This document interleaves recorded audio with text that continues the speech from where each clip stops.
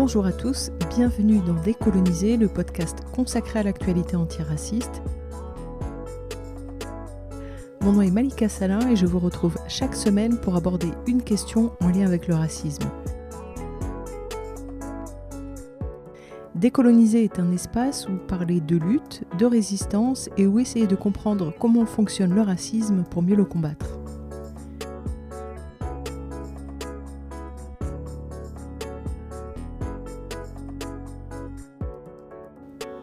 Cette semaine, on va interrompre la série consacrée aux 2 poids 2 mesures judiciaires. On reprendra la semaine prochaine, mais il me semblait intéressant de poser un regard décolonial sur la journée du 8 mars 2020, qui est donc le 8 mars, la journée consacrée aux droits des femmes. Il me semble que l'agenda féministe dialogue avec l'agenda antiraciste. Et pour l'expliquer, je vais partir de l'image, l'illustration de l'épisode de cette semaine, qui est donc cette photo prise par le Parisien le 25 novembre dernier à l'occasion de la manifestation de Nous Toutes pour la journée internationale contre les violences faites aux femmes. Et sur cette photo, on voit une manifestante, jeune, blanche, qui scande un slogan qui est légendé par le Parisien, et le slogan c'est « Aujourd'hui, on compte nos mortes ».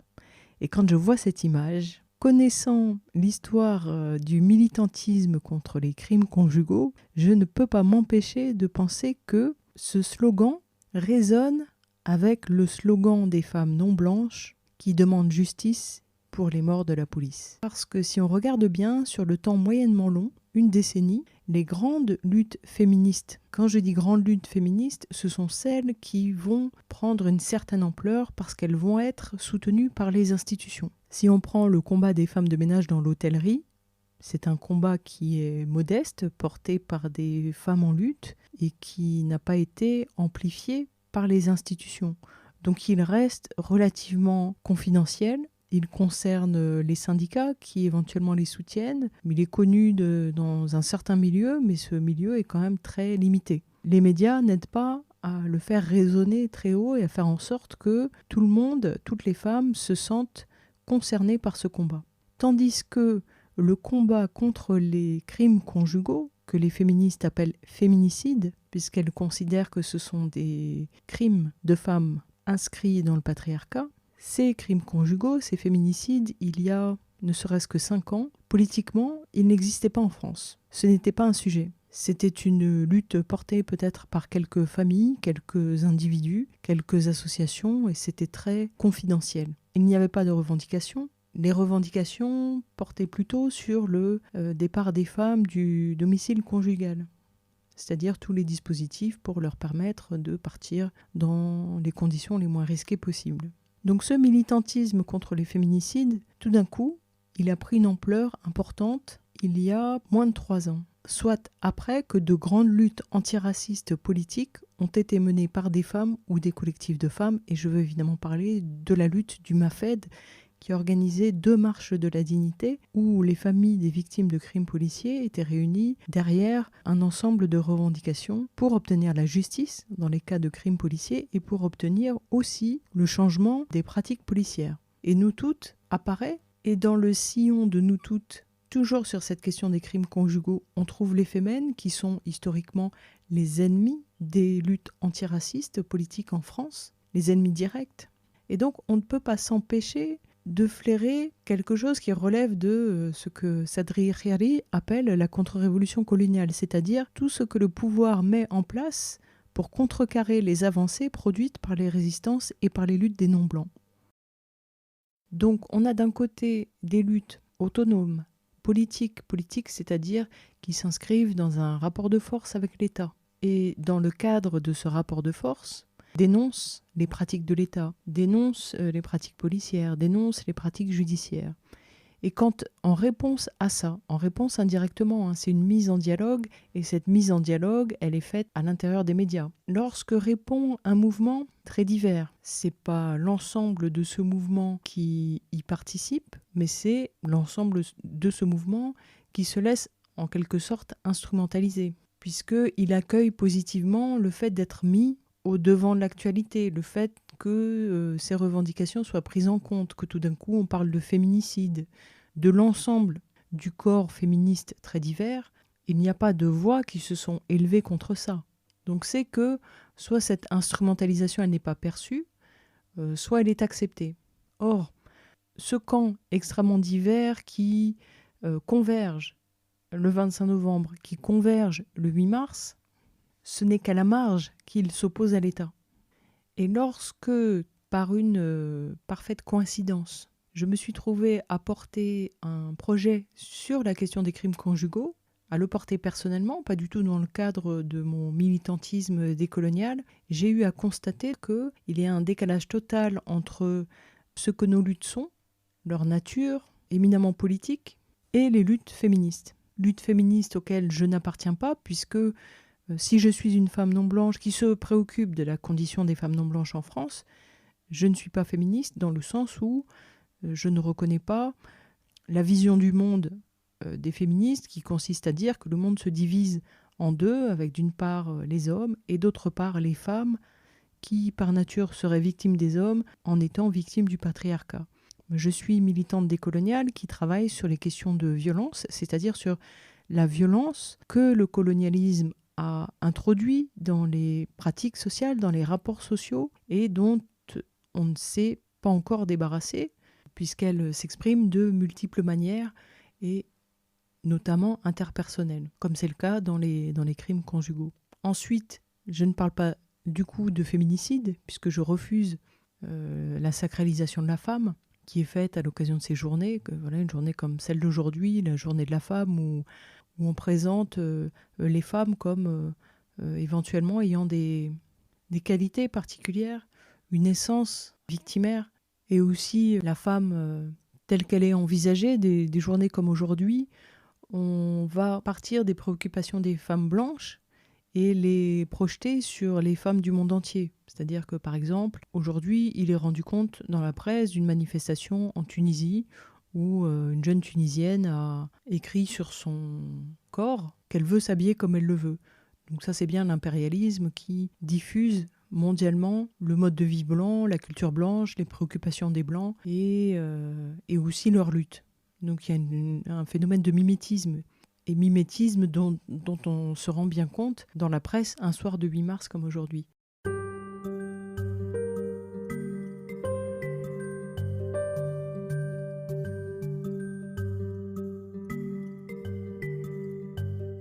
Si on commence seulement aujourd'hui de s'intéresser au sujet des crimes conjugaux, on peut tout à fait avoir le sentiment qu'une lutte est en train d'émerger et qu'elle va déboucher sur des avancées sociétales. Moi j'en doute, puisque c'est une question que j'ai bien suivie. Je me suis penchée dessus il y a presque 3 ans, et à l'époque cette question émergeait timidement en France. C'était pas du tout une question politique. D'ailleurs, ça ne l'est pas encore, selon moi. Et à cette époque-là, n'en parlaient que les émissions de pathos, de type Olivier Delacroix ou Sophie Davant, soit la page Féminicide, qui est une page qui existe depuis peut-être 4 ans ou un peu plus, et qui effectue un décompte à partir de la presse locale. Donc dans le cas d'Olivier Delacroix ou Sophie Davant, c'était plutôt des témoignages dépolitisés et sensationnalistes qui sont censés déclencher de l'émotion chez le spectateur.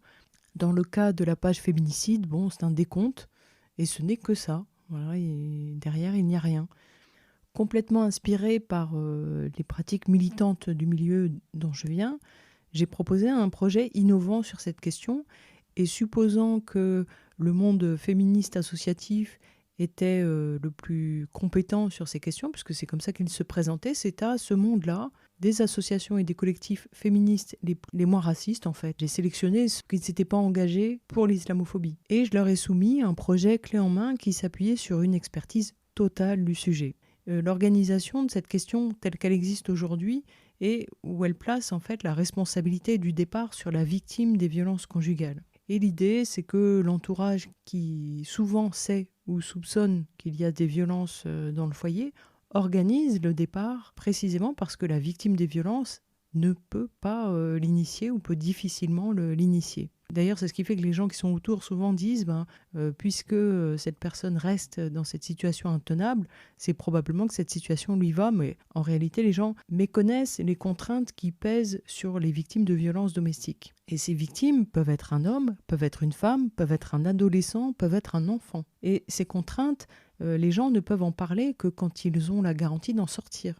hors de ça, souvent ils perçoivent cette situation comme une situation bloquée et beaucoup vont développer un certain fatalisme. Et puis souvent ces gens n'ont pas le temps de la réflexion parce que les agresseurs, qu'ils soient hommes ou femmes, ont un comportement qu'on pourrait assimiler à celui du poulpe. C'est-à-dire qu'ils étouffent la personne en permanence pour qu'elle n'ait jamais de recul, jamais de temps de réflexion, jamais de possibilité de prendre conscience en échangeant avec un proche. Et quand ces poulpes sont là, ils accaparent l'attention, et quand ils sont absents, ils se manifestent en permanence via le téléphone, les réseaux sociaux.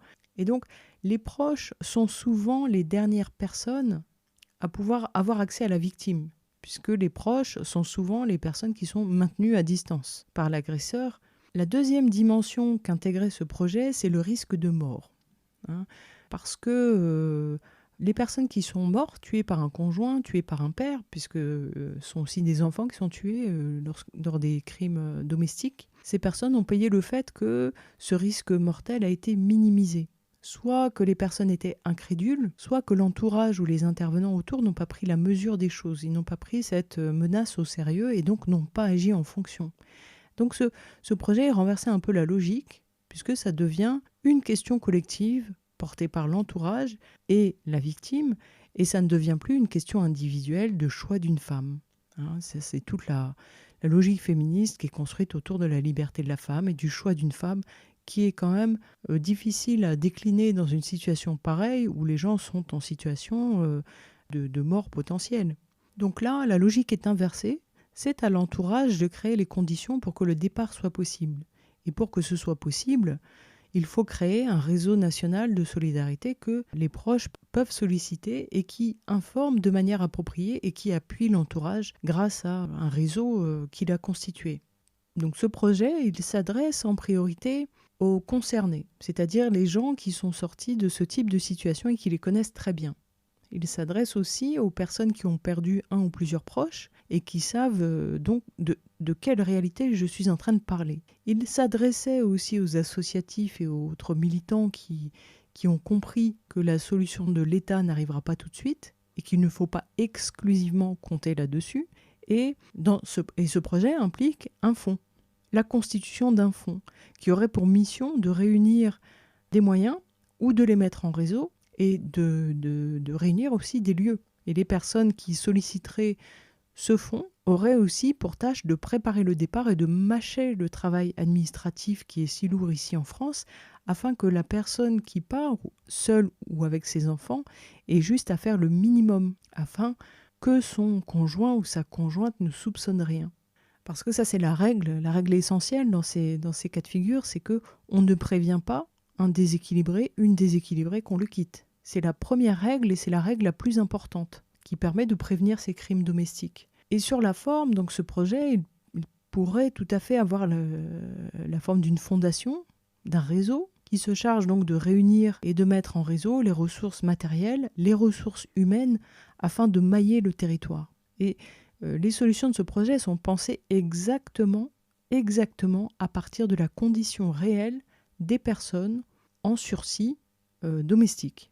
Et c'est un projet autonome, c'est-à-dire qu'il ne recourt pas à l'État. Parce que recourir à l'État dans les cas les plus risqués, ça peut complètement s'avérer fatal, contrairement à l'idée reçue. Les gens croient qu'ils sont protégés, ils suivent les procédures, donc ils ont le sentiment d'être sur la bonne voie, mais comme le temps est long pour l'aboutissement des démarches, eh bien ce laps de temps, c'est ce dont profitent les auteurs. Alors pourquoi les solliciter les féministes ? Parce que d'abord ce n'est pas mon militantisme, donc ce n'est pas moi qui vais mettre en réseau des féministes, et en plus je n'ai pas particulièrement l'envie de monter un projet tel que celui-là. Ce qui m'intéresse, c'est que quelqu'un lui donne vie, et notamment parce qu'il y a un paquet de gens qui attendent, en fait, qui sont dans ces situations-là, qui attendent et qui sont suffisamment lucides pour savoir que ce n'est pas Marlène Schiappa qui va les sortir de cette situation. Donc il y a un temps pour débattre politiquement, un temps pour imaginer des solutions. Ça, c'est plutôt un temps long. Mais les gens qui sont en sursis, au domicile, ces gens-là n'ont pas tout ce temps devant eux. Il y avait aussi quelque chose d'un peu nouveau dans ce projet, c'est qu'il impliquait de faire confiance aux personnes et de les laisser gérer leur argent. Et ça, c'est un gros tabou. Ici, on est encore dans une société chrétienne, quoi qu'elle en dise, puisque il y a cette idée ici qu'on ne peut pas donner de l'argent au miséreux parce qu'il n'est pas capable de le gérer. Donc on peut l'habiller, on peut le nourrir et notre bonté va nous ouvrir les portes du Seigneur. Parce que voilà, il y a cette identité positive que les gens ressortent de ça quand ils aident le miséreux. Mais on en est toujours là, l'argent est sale. Et ça a un effet très concret, c'est que quand on navigue un peu sur les plateformes de type Litchi ou le pot commun, on s'aperçoit qu'il y a des tas de personnes qui lancent des cagnottes dans l'espoir de réunir suffisamment d'argent pour pouvoir partir. Et en fait, ces cagnottes restent à zéro pour deux raisons. Les contraintes qui pèsent sur ces gens sont qu'ils ne peuvent pas faire connaître à leur entourage leur projet de départ parce que ça risquerait de mettre leur projet en péril. Et or, ces plateformes sont construites pour que ce soit le premier cercle, le cercle le plus proche, le cercle des amis qui dynamise une campagne de récolte de fonds. Le résultat est un peu terrible parce que il y a toute cette littérature là qui se développe, qui raconte que voilà les féministes sont là pour conscientiser les femmes et leur donner envie de partir. Et puis il y a ces gens sur ces plateformes qui ont toute la conscience pour décider de partir, ont fait tout ce qu'il faut pour, et il manque juste de la solidarité. Mais cette question de l'argent est centrale puisque aujourd'hui, il faut faire le constat que l'État est en incurie. Il a juste éventuellement l'ambition de commencer de prendre en charge la question, mais il se repose surtout sur les associations qui n'ont pas les moyens de leurs ambitions. Or, qui paie pour les manquements ?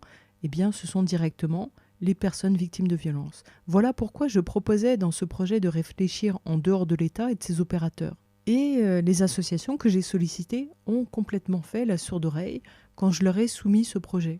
Ce qui, avec recul, peut paraître logique finalement, parce que comment on est arrivé à cette situation ? Dans les années 70, le féminisme prend une certaine ampleur, et puis un petit peu du fait des luttes, mais surtout du fait des directives et des traités internationaux auxquels la France devait se conformer, on s'est retrouvé avec un secrétariat d'État aux droits des femmes, des politiques contre les violences faites aux femmes, des études de genre dans les universités, d'où sortaient des travaux de recherche, des budgets fléchés. Et donc des associations ont été créées de militantes au départ, probablement, mais il s'en est suivi une professionnalisation de la question. C'est-à-dire qu'on peut faire un métier de ça, mais ça biaise complètement les choses parce que lorsque ça devient notre gagne-pain, vont naître des enjeux de statut, des enjeux d'identité aussi, parce que le travail, on y met aussi de l'identité dedans, et vient aussi un certain pouvoir et une certaine légitimité sur une question qui fait que quand on gère 150 cas de femmes battues, puisque ces associations reçoivent exclusivement des femmes, eh bien le héros, ça devient l'associatif qui gère les dossiers et qui va en sortir une légitimité plus forte que, par exemple, les enfants de celle qui s'est fait tuer par son mari après 10 ans d'enfer. Et c'est ça le biais des intermédiaires de l'État.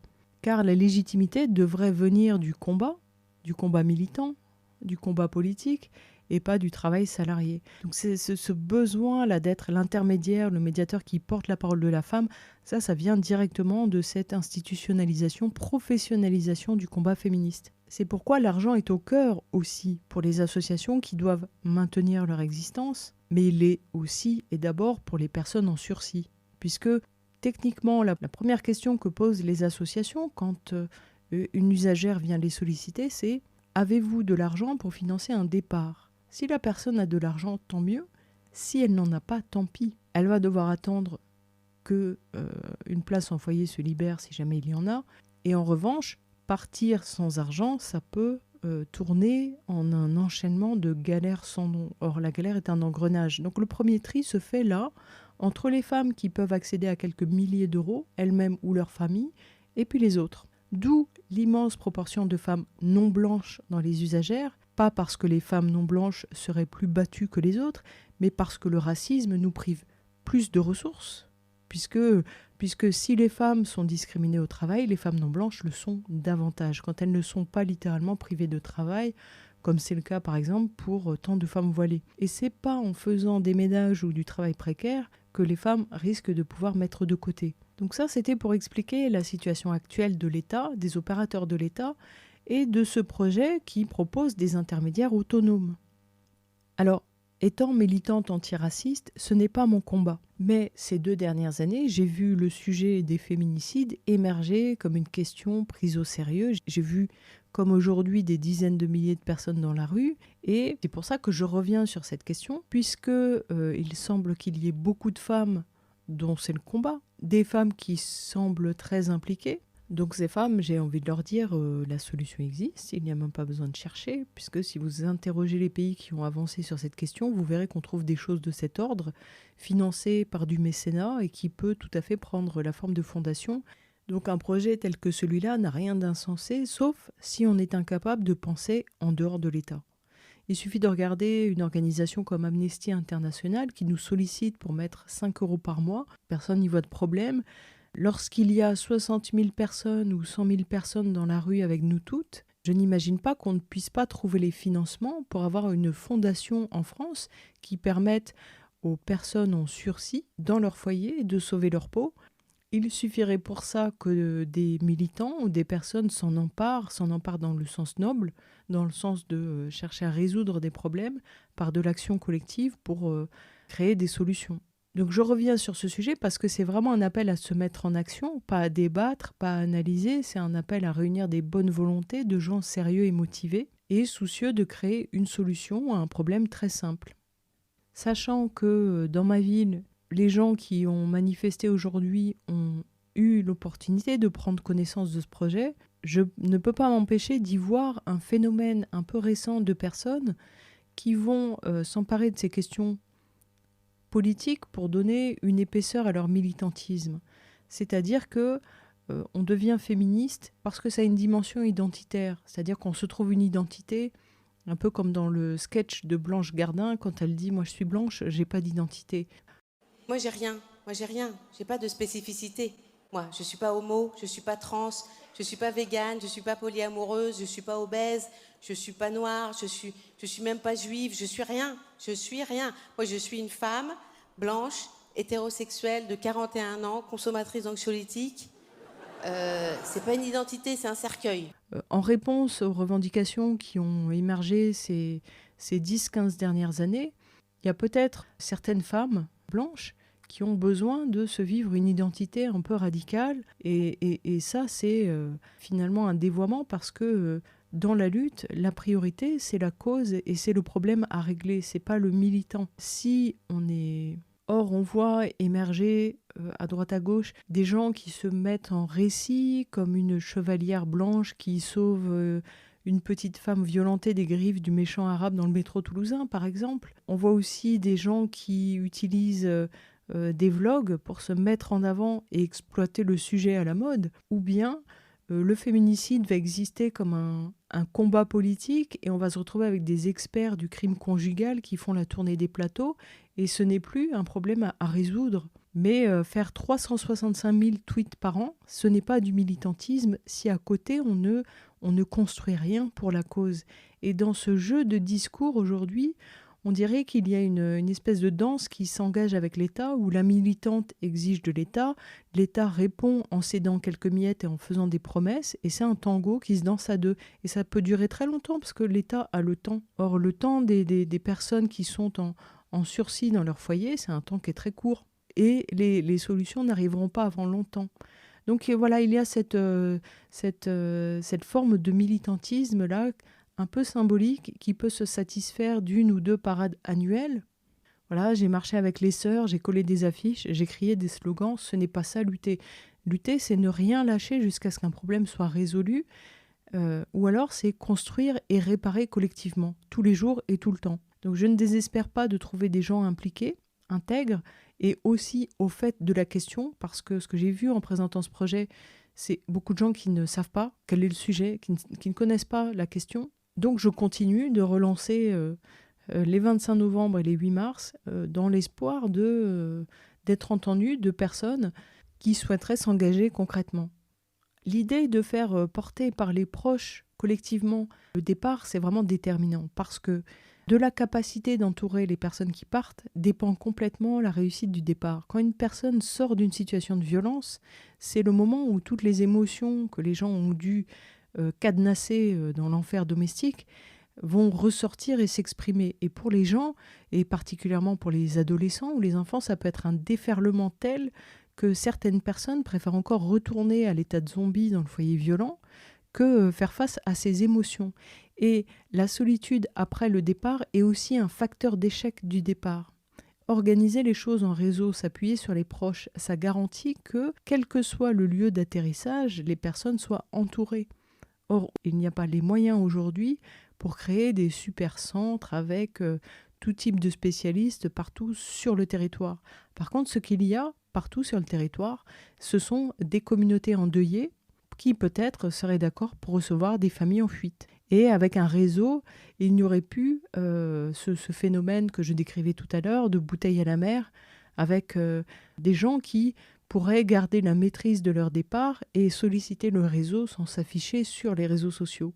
En tout cas, pour comprendre la justesse de ce projet, il faut vraiment être au fait de ce que vivent les gens qui vivent avec un tyran domestique. Et il faut aussi connaître la psyché de ces tyrans domestiques qui peuvent être, je le répète, des femmes. Et même si demain tout le monde devient homosexuel, ça n'aura pas réglé le problème. En général, on analyse les auteurs, on analyse plutôt la psychologie des victimes de violences. Et c'est vraiment une erreur parce que ces gens-là vivent une situation qu'ils ou elles n'ont pas forcément choisie et ils n'ont pas tellement de pouvoir sur cette situation. C'est même précisément leur problème. Alors, moi, je ne suis pas thérapeute, je n'ai pas diagnostiqué ces auteurs, soit auteurs de crimes domestiques, soit potentiels auteurs de crimes domestiques. Mais il est important de bien connaître leur psychologie pour avoir des solutions qui soient adaptées.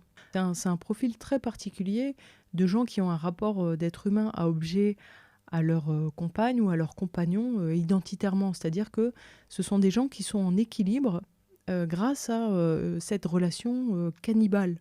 Puisque pour que la relation tienne, il faut que l'autre s'y soumette. Donc ils utilisent la violence psychologique, émotionnelle, financière, physique ou sexuelle pour avoir cet état qui pour eux est un état équilibré de la relation.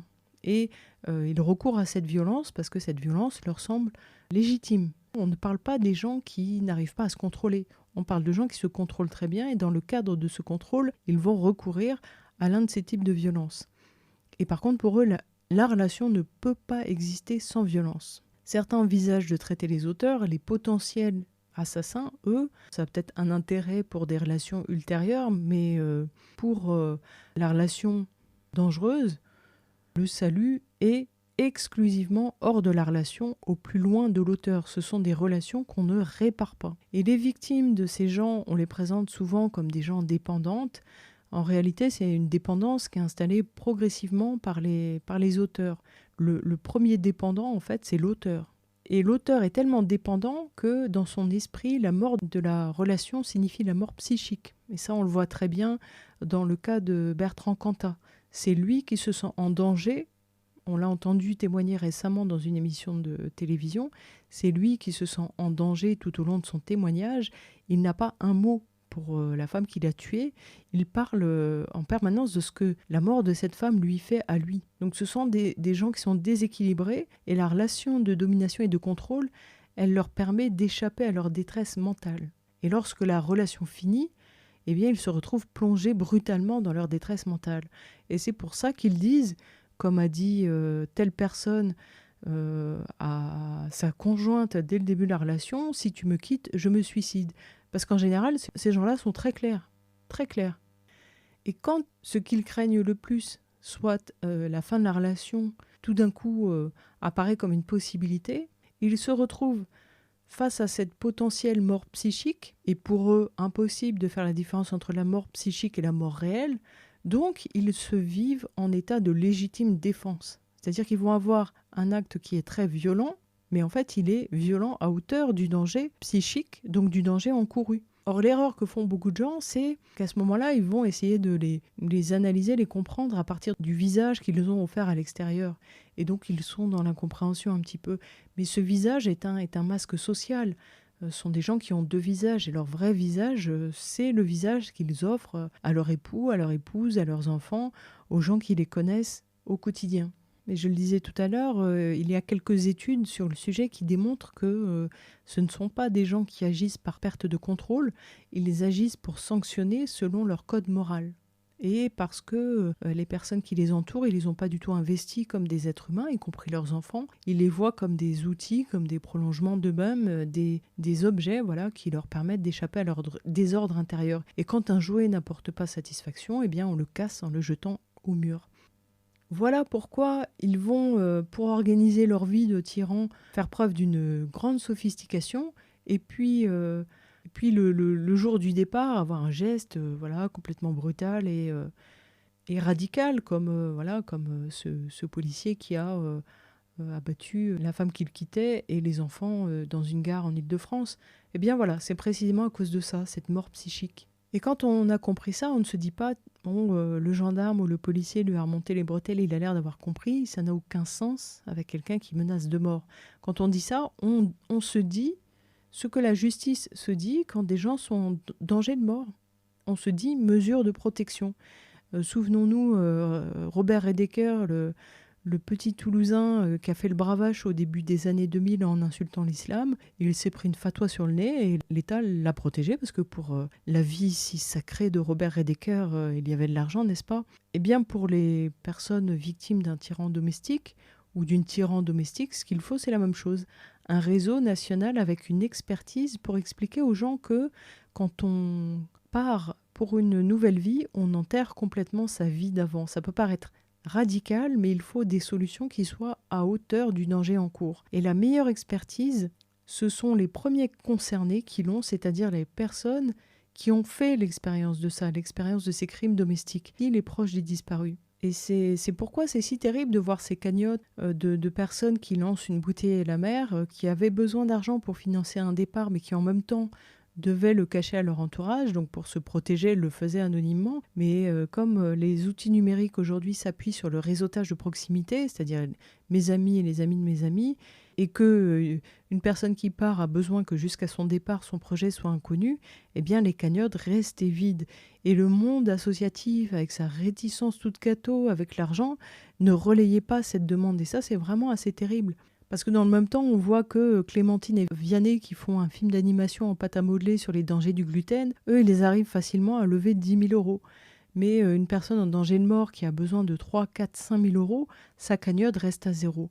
À cause de sa situation qui est d'être sous le commandement d'un taré ou d'une folle complète et que, n'ayant pas de réseau, puisque ces tyrans domestiques s'appliquent à défaire complètement le réseau personnel, professionnel de leur cible et aussi à isoler leurs victimes. Donc ces gens n'ont plus de réseau. En premier contact, ils vont voir les associations. Les associations vont leur demander si elles ont de l'argent. Et si elles n'ont pas d'argent, alors là, va s'enclencher un processus avec plein d'intermédiaires. Et à chaque intermédiaire, c'est une prise de risque énorme, particulièrement dans les petites villes où tout se sait. On sait si une telle ou un tel est allé voir le travailleur social. Et puis, ces démarches, elles sont aussi humiliantes parce que, en tant que personne qui demande de l'aide, aux associations, à l'État, c'est embarrassant et en plus, les gens se trouvent dans une position d'infériorité avec une marge de manœuvre très faible puisqu'ils viennent quasiment faire l'aumône. Et ça, c'est aussi une dimension du problème qui est que quand les gens s'engagent dans toutes ces procédures, deviennent usagers des associations, c'est pas qu'ils deviennent petits poussins en danger, mais quasiment.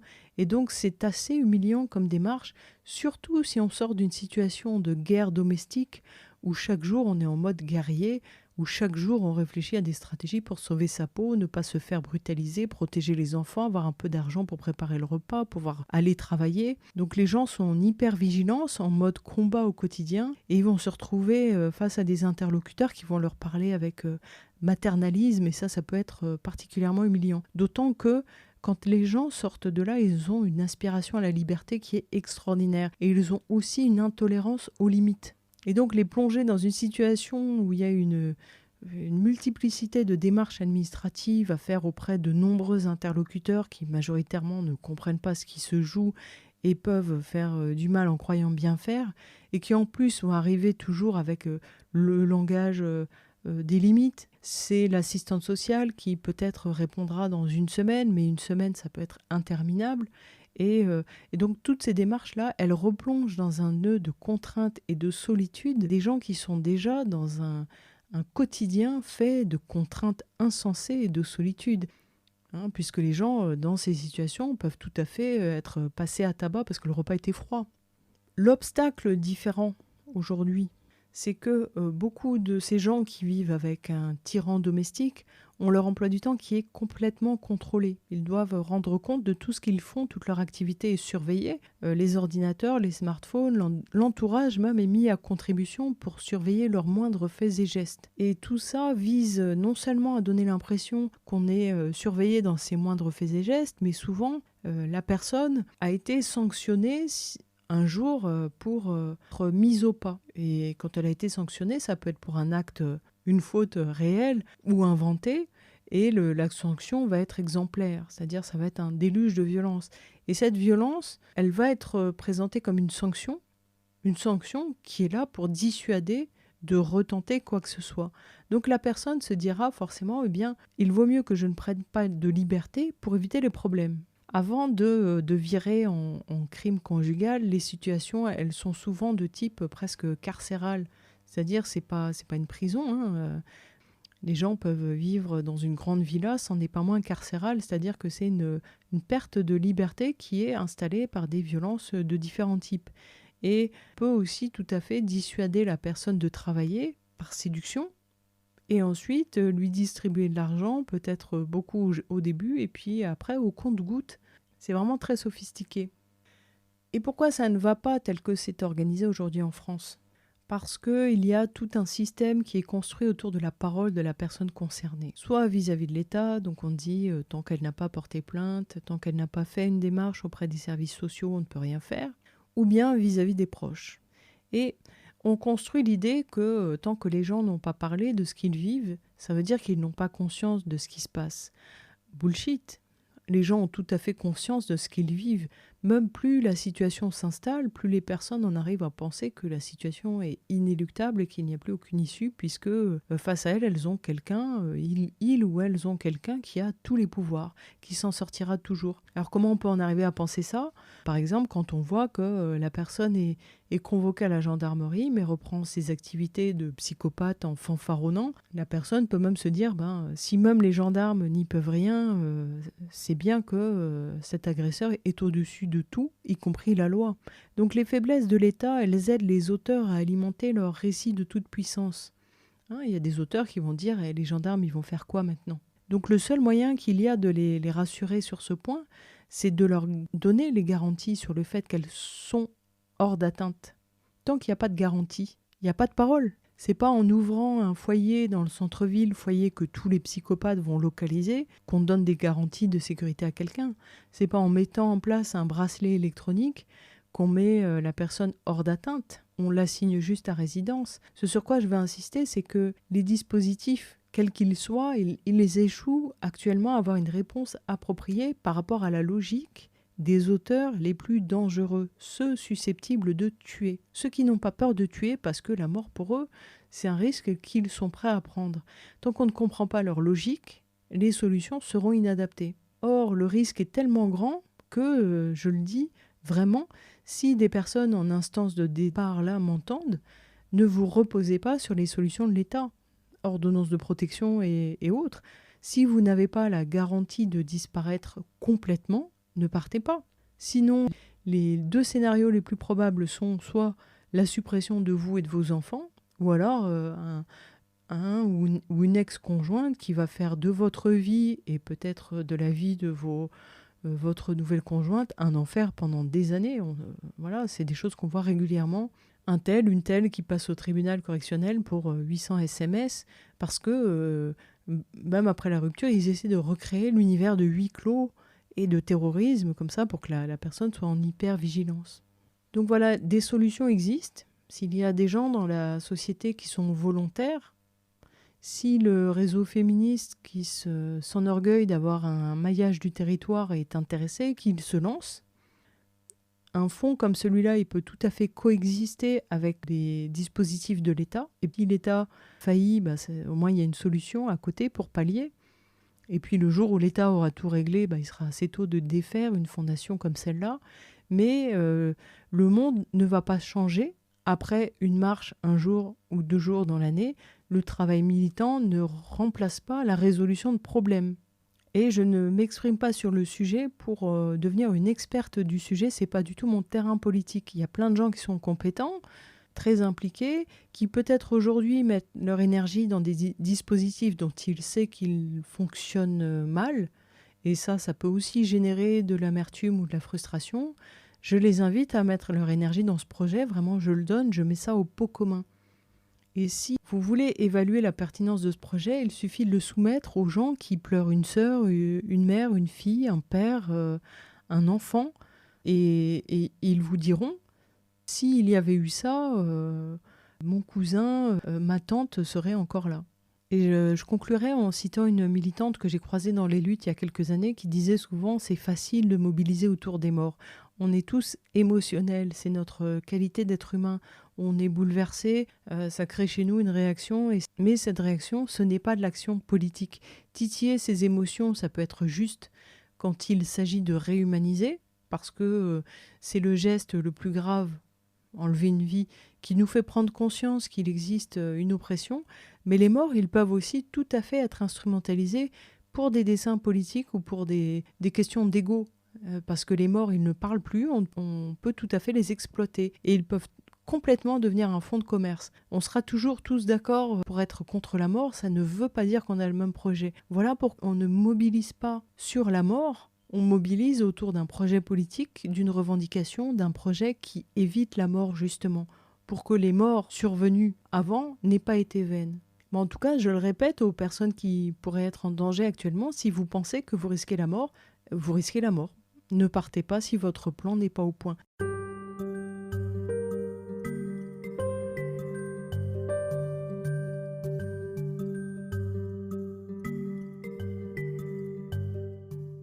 Il suffirait d'un groupe de personnes qui soient intéressées pour construire un réseau qui permette de construire une alternative aux solutions proposées par l'État, une alternative qui permette aux gens qui souhaitent partir mais qui n'en ont pas les moyens, de partir d'une situation où potentiellement ils peuvent se faire tuer.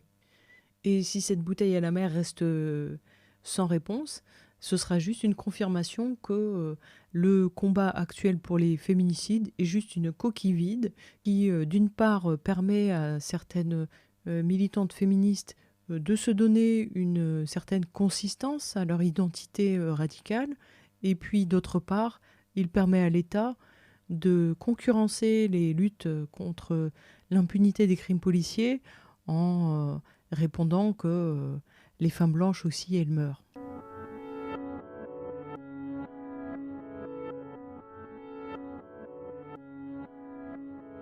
Si vous voulez réagir à l'émission, vous pouvez commenter sur la page Facebook Décoloniser ou sur Twitter à Décoloniser1.